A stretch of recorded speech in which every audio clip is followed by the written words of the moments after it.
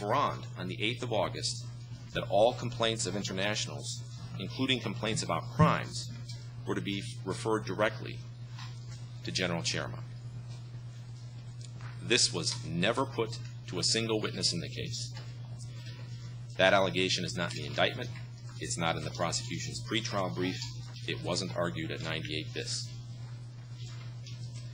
The prosecution thus denied the chamber and the defense the ability to test that allegation.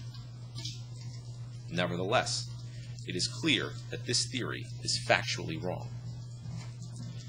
We draw the trial chamber's attention to Exhibit D-297, which is General Ferrand's agenda of the 6th of August for a meeting with the, quote, military governor, close quote, which UNCRO passed to the HV liaison officer, witness Lukovic. That was 2 days before Ferrand met with General Gotovina. We turn your attention to D-1667, which are the notes of Tony Banbury, Mr. Akashi's assistant, of a meeting on the 7th of August between General Chermak, General Ferrand, John Elmstrom, and Yasushi Akashi. And if you turn to page 39 at the bottom,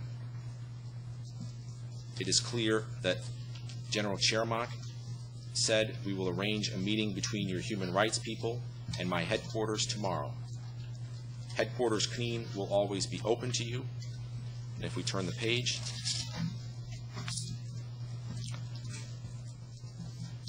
to General Ferrand's complaints about freedom of movement, General Chermak said, if you have any problems, please see me personally. That was 1 day before General Ferrand met with General Gotovina. Accordingly, this claim by the prosecution must fail.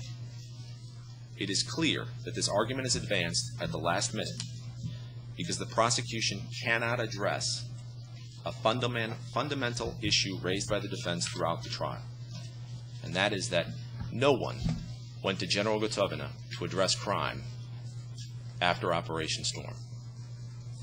While the prosecution can easily try to dismiss that with respect to Croatian officials by simply saying they were all in a JCE, so of course they had secretly decided not to go to the man who could solve all the problems because that was part of the conspiracy. They couldn't address why the internationals weren't going to General Gotovina.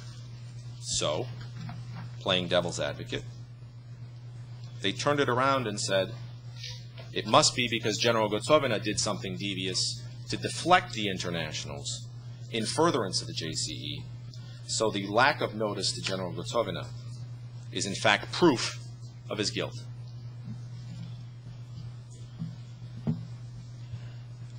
Again, that's the conspiracy theory.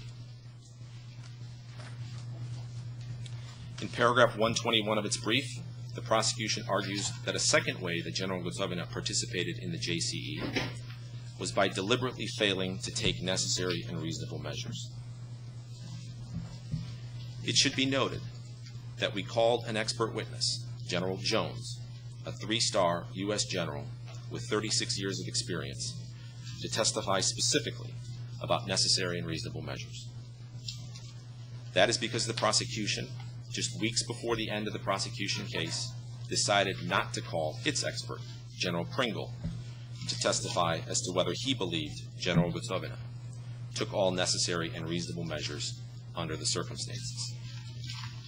So we called General Jones, who testified on direct examination that General Gotovina took all necessary and reasonable measures before, during, and after Operation Storm, and added that he couldn't think of a single thing that he would have done differently in General Gotovina's place.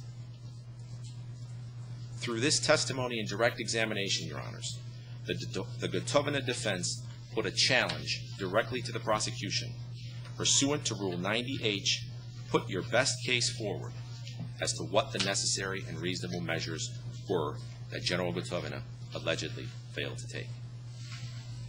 The best case they could put forward can be found in footnotes 1048, 1050, and 1051 of the Gotovina defense final brief. Because those prosecution arguments were discredited during trial and during the cross-examination of General Jones, the prosecution now advances new arguments concerning necessary and reasonable measures that were never advanced at trial. For the record, we object to these new arguments being raised for the first time in final argument and final briefs, denying the trial chamber and General Gotovina the opportunity to challenge those theories, to cross-examine witnesses on them, to put its own witnesses on to rebut those claims. The time to advance the arguments the prosecution is advancing now was when a 3-star U.S. general testified that General Gotovina took all necessary and reasonable measures. That was the time to confront General Jones and General Gotovina, because then those new theories could be tested. Because the trial chamber cannot test the new theories advanced by the prosecution, they should be afforded no weight. What you should rely on is the expert testimony of General Jones and contrast it with the case the prosecution put to him in cross-examination. You should not rely on the bald opinions of prosecution trial counsel on what necessary and reasonable measures would have been.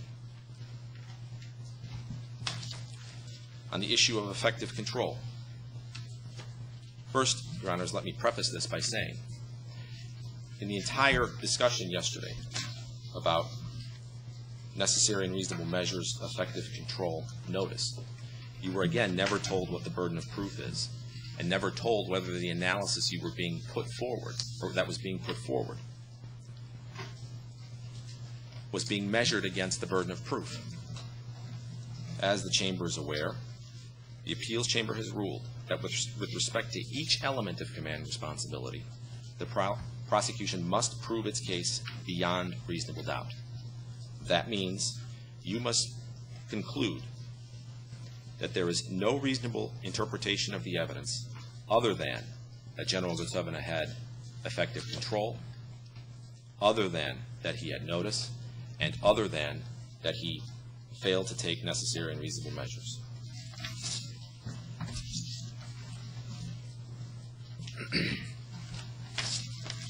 Now, with respect to the issue of effective control, the trial chamber specifically asked the prosecution to address the commentary to Article 87 of the Protocol of the Geneva Conventions. That provision says it is self-evident that the obligation applies in the context of the responsibilities as they have devolved over different levels of the hierarchy, and that the duties of the non-commissioned officer are not identical to those of a battalion commander, and the duties of the latter are not identical to those of the divisional commander. Now, despite the trial chamber specifically asking the prosecution to address this issue, in essence, you were told yesterday the commentary is irrelevant. You were never told what, in the context of this case, it means that the obligation applies as the responsibilities devolve over different levels of the hierarchy. The prosecution remains of the view that General Gotovina, at the top of the chain of command, should have taken the measures that an NCO at the bottom of the chain of command would take. Moreover, we dispute the prosecution's claim that we have somehow misstated the Orich Appeals Chamber decision. We quoted it verbatim in a block quote in our brief. The prosecution left out this portion of the Appeals Chamber's finding, quote, "The separate question of whether, due to proximity or remoteness of control, the superior indeed possessed effective control is a matter of evidence, not of substantive law." That's at paragraph 618 of our brief. That's the issue we raised. The prosecution doesn't respond. With respect to the issue of Grahovo, General Jones testified that prior to storm, General Gotovina took all necessary and reasonable measures after the Grahovo operation to prevent and punish crime. The prosecution offered no expert testimony to contradict General Jones's opinion.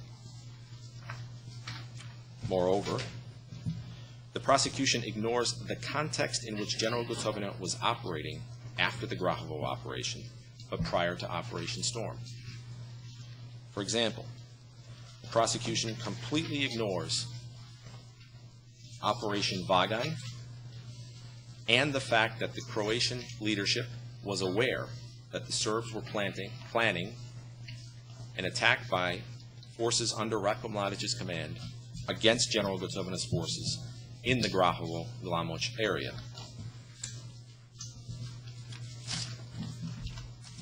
Which turned out to be true because the VRS Drina Corps arrived in the Grahovo area on the 9th of August. It is within that context, General Gotovina facing an imminent threat, that he was forced to take the measures that were reasonable in those circumstances. The prosecution falsely claims at paragraph 151, and again in its argument yesterday, that, quote, General Gotovina took steps to conceal his subordinates' crimes at Grahovo, close quote, by ordering that, quote, report through a messenger that Glamoch and Grahovo were shelled by phosphoric shells, close quote. The prosecution, of course, ignores the fact that what General Gotovina said was the truth. In fact, the wider areas of Grahovo and Glamoch, i.e. the forested areas, were shelled by phosphoric shells by the HV. That's Exhibit D, 1980.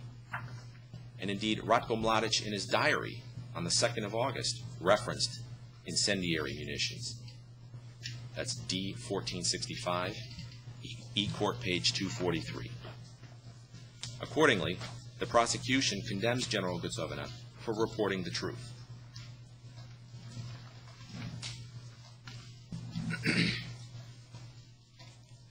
Next, the prosecution argues that General Gotovina somehow is responsible because troops under his command had suffered in the 4.5 prior years at the hands of the Serbian JCE, and that therefore they were prone to revenge.